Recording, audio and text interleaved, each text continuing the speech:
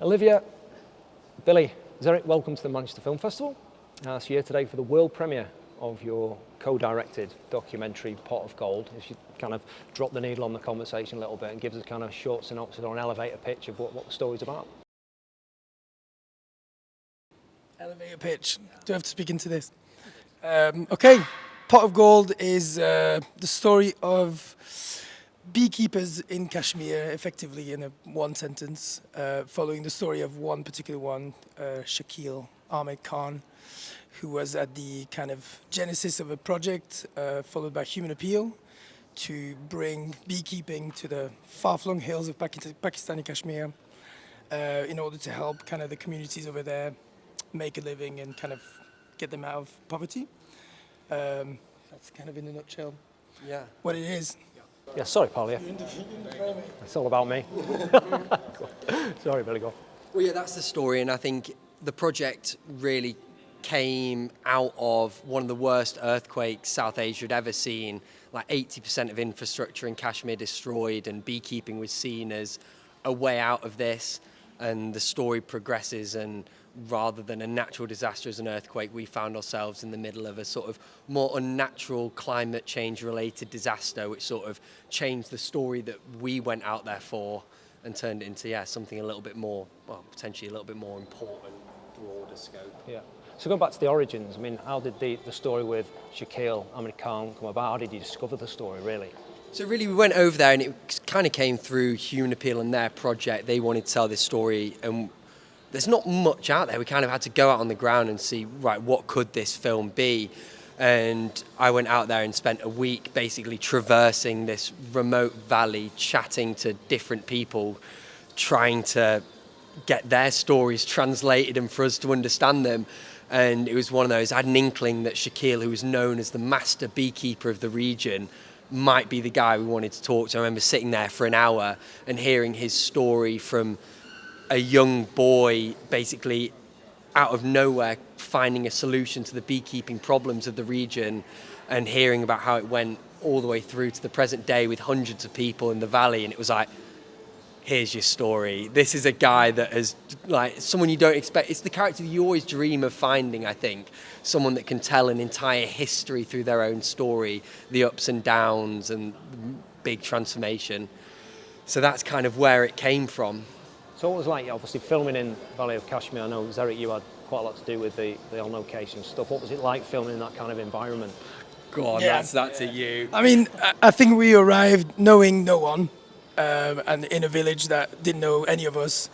We spent about 3 months there, really kind of getting inside the community. I think by the end we were just, family to a lot of people.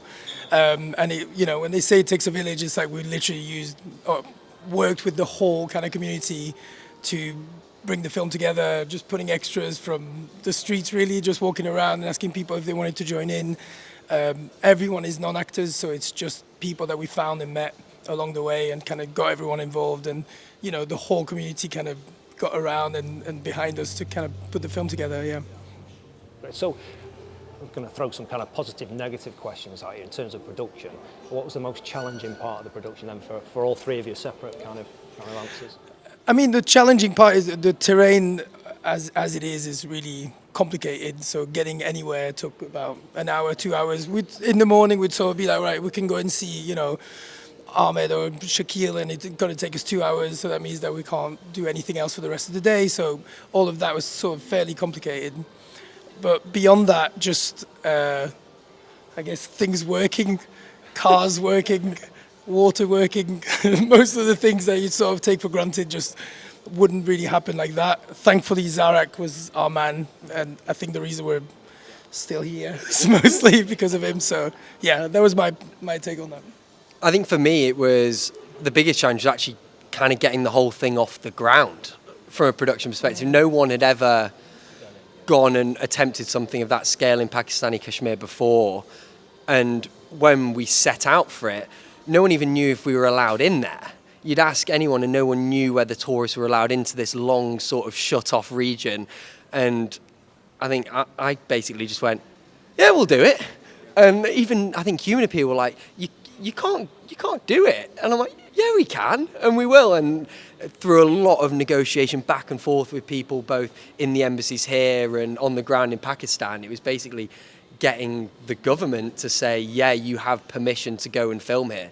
Because we didn't want to go and cowboy it, because that would, I mean, we had a couple of hairy moments where people go, you're not allowed to do that. And I think if we didn't actually go through it in the right channels, that the film wouldn't have been able to be made. Yeah. But yeah, I mean, I think for us going there and doing it was one thing, but Zarak having to try and actually make it work was another thing. Oh, no, I don't think. Yeah, but it was fun because for me, I've known the area of Kashmir as well, and I knew where they're coming from. So I was telling him literally while we were walking away that for me it was relatively easier as compared to them, because it's a new word for them and it's a new word for Kashmiris as well, that they're seeing the Goras, the white people coming in. And like I was just thinking about when we were on our first day on the high street, on the bazaars, they look at us in a weird way that why are they here with like massive cameras? And on the final day, they're like, just leave them. Yeah, they're just doing their thing. Yeah, it's fine. And then they're helping us about, and as Lev said, the easiest thing that made it easy for me as well is that they made us part of their families. They're so welcoming. Like, and Bill and I would after our days down, we said we need to incorporate the tea breaks, the sweet treats, having to talk to people, because they expect, if they're doing so much, it's the least that we can do is actually have time to play cricket with the kids, have time for the teas. So a lot of tea, yeah. So that moves on. Let's get positive then. What are you hoping the reaction to the film? What do you want the audience to take away from it? I think the same as what my experience was really, which was to discover a sort of very unknown part of the world, and so the richness of the people there and the richness of the culture, a kind of very different approach to life that I think I didn't know and became very accustomed to and just fell in love with. I was talking about it just today. My heart is full of what we found and what we learned over there and the people that we met and the sort of like culture and overall kind of impression that the place left on me. So yeah, I think if that transpires, they're all in the film, great. And beyond that, I guess what has been possible and been made possible by Human Appeal and the sort of things that they've brought to the region and the sort of an option or a way out of precarious lives that a lot of these people live over there.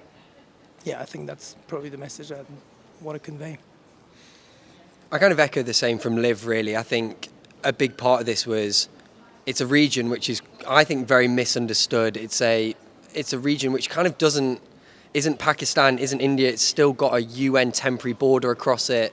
It's still a large buffer zone, militarized zone. And I think people think of it as a dangerous place. And that's kind of all you hear when you think of Azad Kashmir. But I think by getting so involved in the community, we can hopefully show that there is a life beyond the politicization of a region and that people are actually just cracking on.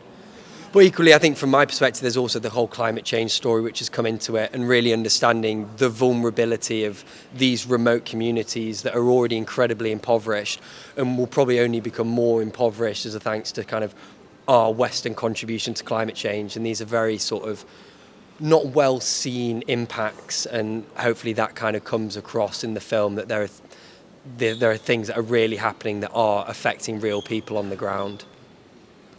Zarak, have you got anything?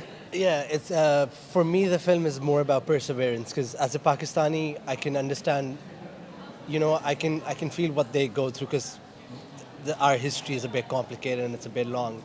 So the documentary also like documents our journey, and like I could talk of Shakil as a phoenix who, like, throughout whatever circumstances he has faced in his life, he's risen from the ashes and better always.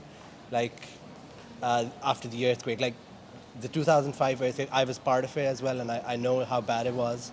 And District Bagh, the area where we shot in, was the area that got affected the worst. So even getting through that, having the will to actually, have the attitude that, I want to do something about this area. I want to do something about, the people of Kashmir.